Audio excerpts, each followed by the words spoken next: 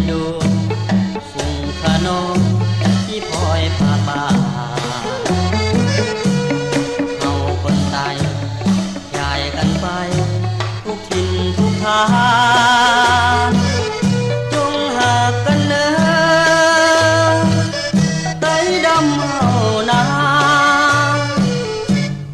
15 ปีไต้ดำเฮาเสียดายดี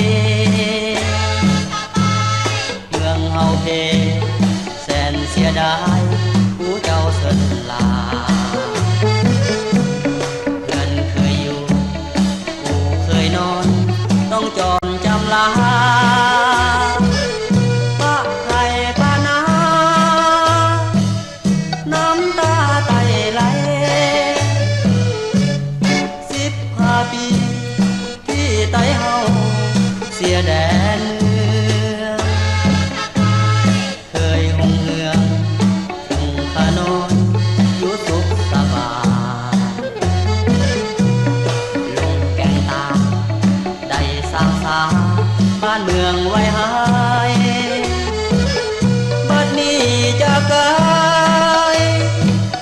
ไต้เสียดายเด้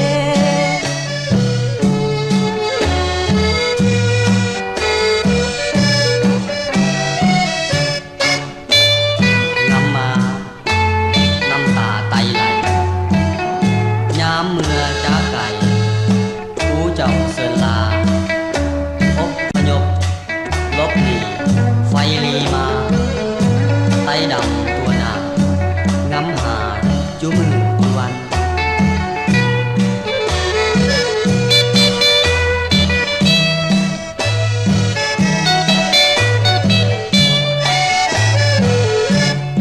15 ปีที่ไต้เฮาห่างแดนดินจงอินดูฝุ่งขนอนที่พลอยพาป่าเฮาคนไทยย้ายกันไปทุกถิ่นทุกทางจงหากกันเนอไต้ดำเฮานา15 ปีไต้ดำเฮาเสียดายดี